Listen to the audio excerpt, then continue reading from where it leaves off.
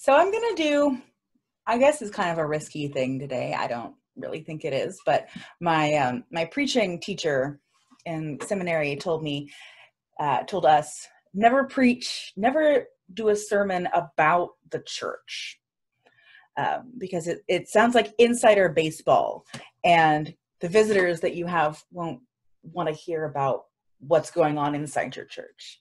I don't know that that's true. I think a lot of folks who are visiting would like to know what goes on inside our church. And I also think that for us, our congregation is one of our primary sacred texts, in that what we believe is lived out, carried out, consistent with how we are together.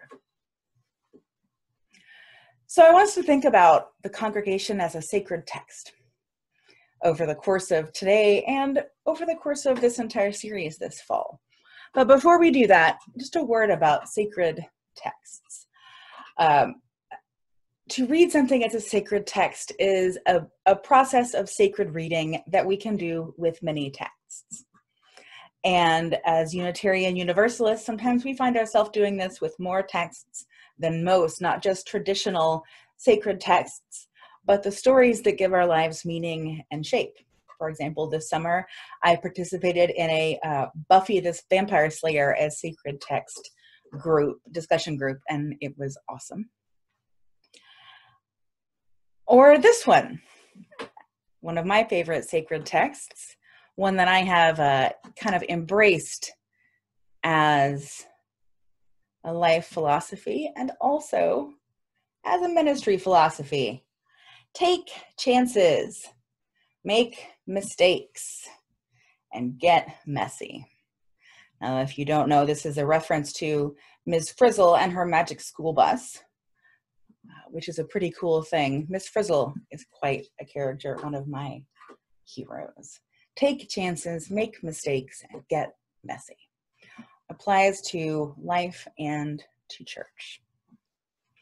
So earlier this week, I was thinking back to this time in my first year with you, when we were embarking on this adventure a little bit, almost exactly 2 years ago this month.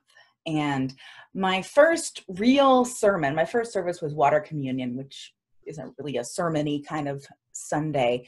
My first real sermon was titled Beyond the Neutral Zone.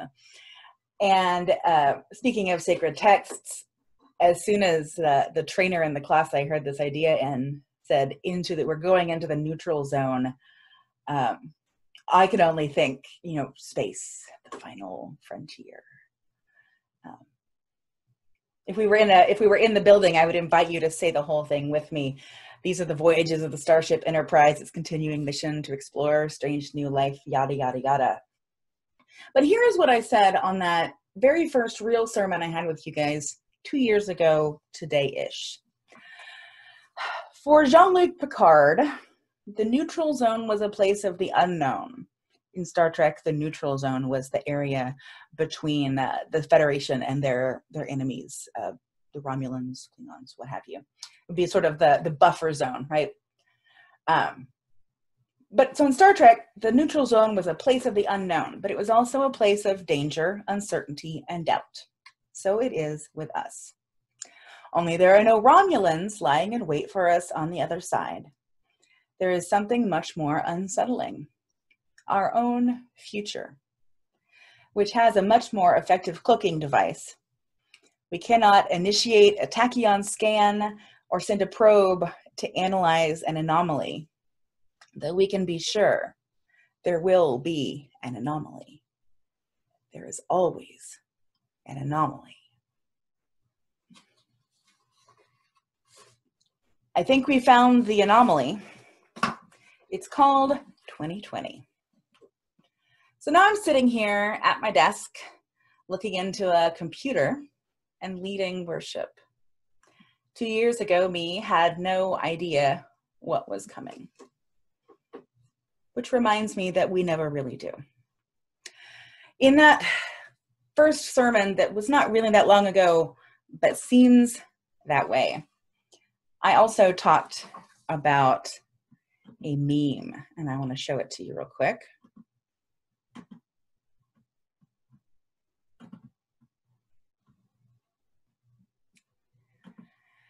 This is the meme. In it, there are two circles. The larger circle is labeled your comfort zone, and the smaller, a bit apart, is labeled where the magic happens. And the meaning of this is clear because who doesn't want to be where the magic happens? I don't know about you, but I am still waiting for my Hogwarts letter. And this is what I said about this meme 2 years ago today-ish. We understand that where the magic happens is outside our comfort zone, but I invite you to think for a moment on the neglected part of this image, the negative space. The space in between the two circles where you have left your comfort zone, but have not yet arrived at the moment of magic. This space is not empty. It's not something to be ignored or waited out. It's certainly not something to be skipped over because it's where some of the hard work happens that gets you to where the magic happens. We move through it with intention and integrity, in allegiance with our values and our aspirations. We are in such a time now. This neutral zone I was talking about earlier between comfort and magic, this is the neutral zone between familiar and unfamiliar. The discomfort zone, we might call it.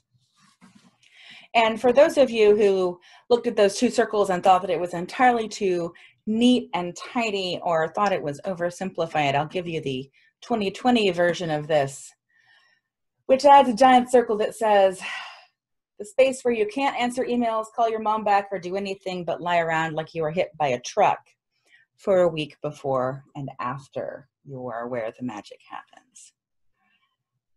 I saw this yesterday and I laughed for about 5 minutes.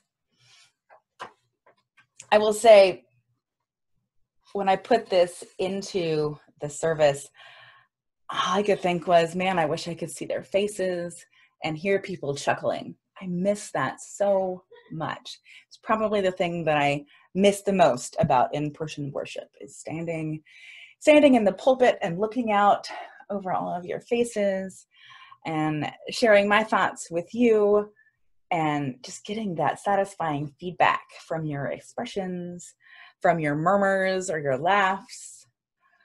Benjamin in the back, give me this, which most of you guys don't see because you're in front of him. Getting your just feeling your energy is something that is at the top of my list of things that I have taken for granted. 2 years ago, me never saw what was coming. We never really do, but it would not have been unfamiliar to me. I have lived the online life before, albeit under different, and this is important, chosen circumstances. I went to seminary in Meadville, Lombard, which is a distance learning seminary. I lived in Little Rock and Houston and went to school in Chicago, which meant that I mostly went to school on the internet. When I did my CPE unit, Houston is humongous and we live so far apart that our educational hours were done on Zoom. We were the first class to ever do that. And we built a really tight-knit community that helped us all get through a lot of really hard stuff. And then I interned at the Church of the Larger Fellowship, which is an online church of over 3,000 members. And so I had to do all of church online. And it gave me the opportunity to kind of see what is the purpose of church when a lot of the things that we take for granted are stripped away. What is church? And I found out what church could be. So believe me when I say that we can have anything we are willing to build. That is true this year as much as any year. I've been willing to build a lot of things online. We have different boundaries of what is possible, but building community, nurturing meaningful relationships, taking a deep dive into what it means to be human, what we believe about the world, about the sacred, all of these things are still on the table. These are the things that we love to do together. This year, we have the opportunity to examine our life together from a new angle, take new chances, have new fun, and get into all kinds of new messes together. Right now, there are only 2 in-person church-wide activities happening regularly: our silent drum circle once a month and our regular Black Lives Matter protests at North Shore Park, neither of which happened during the before times. I'm excited that we have opportunities to do different things. I'm excited to have the opportunity this year to do some teaching and learning together in small groups with you, the members of this congregation. Some smaller, more interactive chances to learn and grow together. Visit the Spiritual Life section of a brand new website to read more about these opportunities. I wouldn't be able to do that in regular times. There are 3 options for classes folks can take this year for deepening your understanding of Unitarian Universalism and for building relationships, right? Classes at a UU church, at my UU church, are not just about what you learn from the person who's giving you information, but what you learn about and from each other. And this is something that would be impossible in other years, that has been made possible by our strange digital church life. Galen, our coordinator of religious education, is experimenting with new kinds of curriculum for the children and youth so that we can serve the needs of both the children and youth and their families this year. We are building a lot this year. And none of that does anything to lessen my grief, my worry, and my fear for my life, your life, the future of our nation, the health of our children and schools. All of that is still there. But in the midst of this ultimate neutral zone, now I said there were going to be anomalies in the neutral zone, and anomalies are paradoxes. So holding the paradox of simultaneously being excited about some of the things that we can do together, and also extremely concerned, fearful, and anxious about what might happen to us together. I said there would be anomalies. But this space is both tremendously full and it feels like suspended time. This is something we know how to do. We know how to innovate. We know how to create. We know how to love and learn and act. As is always the case, the church is as real as we make it. And right now, this is a year in which we might have to push ourselves a little bit harder to get out of our comfort zones. And I get it. Pushing harder feels like work. And right now, everything feels like work. But the informal structures that bind a community together, in which relationships are built, are not available to us right now. There's no coffee hour. You'd be amazed at how much friendship gets built in coffee hour, how much work gets done in coffee hour. So our task is to stay engaged, even if it feels a little bit unnatural, because those informal networks are not accessible. We have to build new ones. And this cognitive dissonance that you might be feeling as we try to figure out our way through this church year, that dissonance might just be the discomfort zone. It might just be magic starting to happen. I want to serve a church that looks like life. I've said this a lot lately. I've said this since I got here.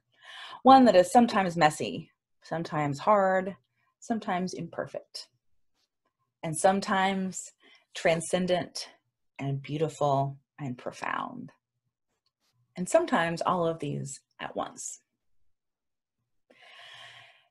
Now, I've been talking about the congregation, but if I'm succeeding in serving a church that looks like life, maybe this speaks to you on other levels as well.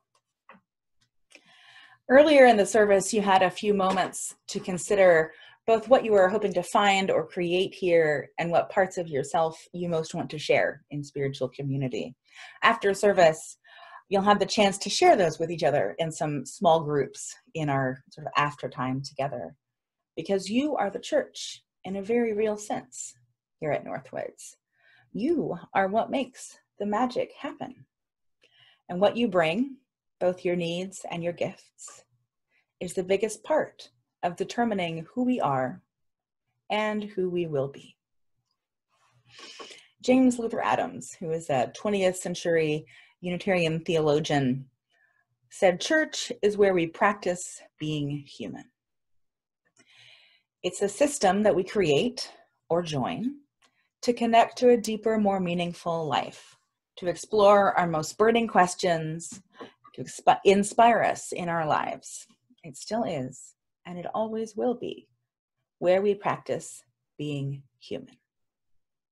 Here we play with ideas, wrestle with our understanding, a place where we can test things out, discover new ways of being together. More than just a congregation, this is an open-ended, ongoing, collaborative experiment where we can only do what we can do together.